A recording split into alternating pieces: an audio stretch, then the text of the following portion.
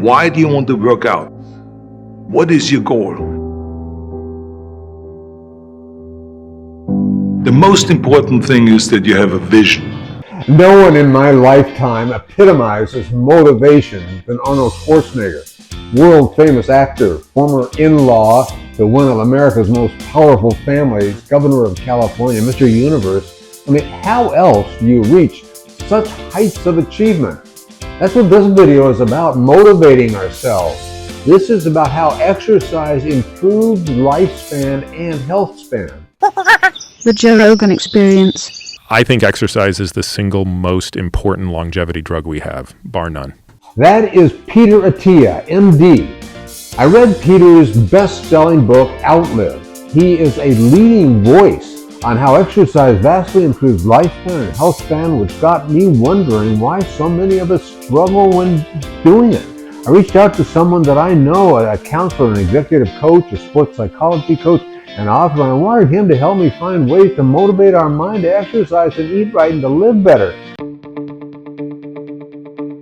Hi, my name's Andy. I'm a certified fitness instructor with a focus on diet and nutrition. If you want to learn more about motivating yourself, about what's important to your life, this video is for you. There is no dream that you can dream that the power that is God, regardless of what name you call it by, has not dreamed bigger for you. That is Oprah talking about dreams and motivation. She has made a lot of powerful speeches about motivation. You know, I love riding a bike, whether it's a stationary bike like this or out on the trail. I discovered it works really well to burn off my nervous energy, like right now. And I'm getting a nice light workout all at the same time. Now, I guarantee I will be more relaxed when I am done here than when I started. But there is more to it than that. Indoor or outdoor cycling is a great cardio exercise. It is important that you check first with your doctor to make sure that it is right for you. Be sure to stick around for my new jump rope challenge. On the last show, I presented the first jump rope challenge, and on today's video, I think I have a challenge that is even better. It's easier to take out a pen and a piece of paper and write things down. And so people will substitute that action for the action that will actually change them and make them better. And that is what we aim to do in this video. No writing down our intentions, do it and take action. No more procrastination.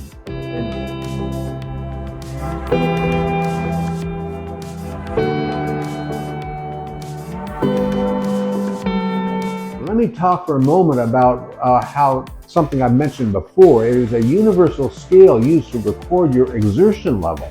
It is called the Rated Perceived Exertion RPE scale, and the scale is used to measure how hard my body works during physical activity.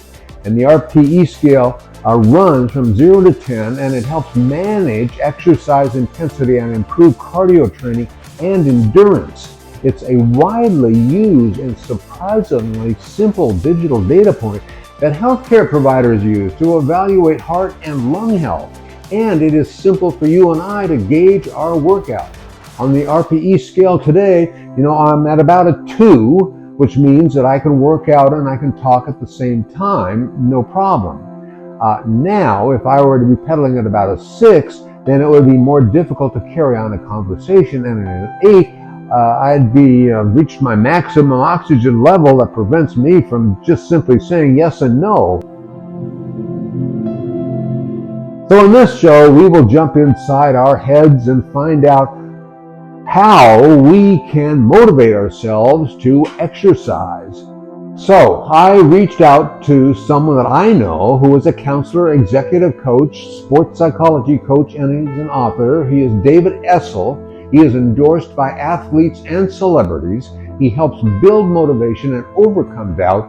When I spoke to David, he talked about what prevents us from taking better care of ourselves, like getting exercise and losing weight. And I told him what doctors are now saying about the value of exercise and asked him to help overcome what's holding us back. You know, when you go to a group exercise class, Andy, and you start to meet people, and all of a sudden one day you don't show up, and the next week they go, hey, where were you? That's beautiful motivation. You know, that's the type of, I'm getting chills right now, because that's what people need to hear who are not exercising. They need to know that people miss them. Hey, where were you last week? You know, and it happens all the time. So the other thing is, get an accountability partner.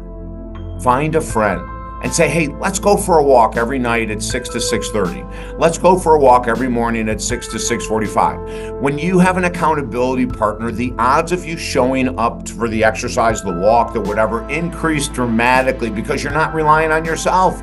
And all of a sudden, you know, it's 6:15 and your partner is texting you going, hey, where are you? And you go, oh my gosh, I'm running late. Can you wait for me? But that is a way that you have that accountability, Andy. And one of the ways to increase exercise effortlessly is adding to your cardio work a minute a day or a minute a week. You might say, I'm going to start with 20 minutes, and then next week I'm going to do 21. And next week I'm going to do 20. And before you know it, you're up to 30 minutes, and it's been effortless, Andy. So we have all of these tools to motivate people. And when you think about it, what you said a second ago is everything. If the brain isn't right, now the brain doesn't have to be perfect, and you don't have to be super excited to exercise, and you don't have to be super excited to go into the gym, but you do have to exercise, or you do have to go into the gym. So do it in small increments. Go into the gym and say, hey, the first time I go in, I'm just going to ask someone to teach me the treadmill. I'm going to walk for 30 minutes and leave. Fine. Do that for a month, for God's sake, if that's what it takes for you to get comfortable in that environment. So we want to take this seriously. You know, you don't have to become an expert, an athlete. You don't have to become anything like that. We do have to have movement. And through movement, the two most important mood stabilizers in the brain, serotonin and dopamine, are both released.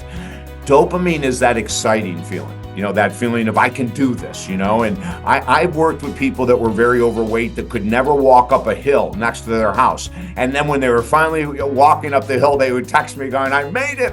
They felt like Rocky, for God's sake, you know, and for them, it was just as important, you know, so let's get out of the mindset that I have to accomplish it all today. And I want to hit on something you just said, because this is one of the most important parts of a gym. It's the camaraderie. Yeah. Mm-hmm. When I left the gym today, there was a younger guy than me, built like a rock. Mm-hmm. And as I'm walking out the door, I said, no. I walked back and I said, brother, I just got to tell you something. You look freaking amazing. Yeah. And he lit up, Andy. Now, here's a guy, you know, that's been in the gym a long time. He's probably a bodybuilder of some type. And he lit up with a compliment. I've got so many older friends. You know, I'm 67. I would say I probably have 6 or 7 78, 80-year-olds in there that, you know, I go up and talk to them all. I go, I am so glad to see you today. This is the 4th day this week, isn't it? You know, and I want people to feel well. It's not my gym. Right. They may think it is, but, you know, I want people to feel welcomed. Mm-hmm. I love going to people who are new or who are overweight or who are older and they look a little insecure, and I'll say, do you need help with that equipment? You know, it's like I'm working there, but I'm not. Andy, I love being in gyms because of what you said earlier. There's so much support there.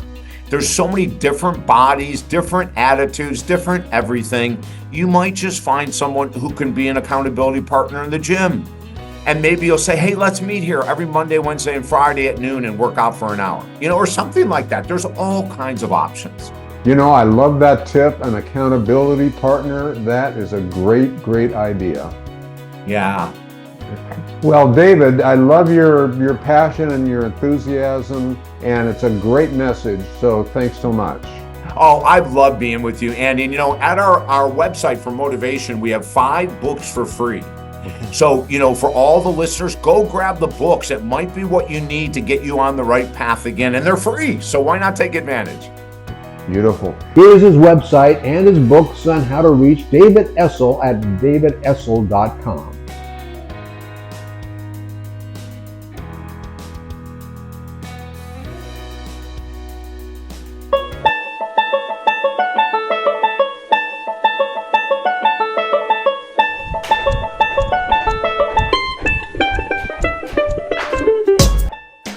That's great. Always is. So today what I'm doing is I am using what's called a speed rope. Normally I use what's called a weighted rope. It adds resistance to my routine and it enhances the intensity and effectiveness of my workouts. And it targets various muscle groups and provides a challenging cardiovascular workout.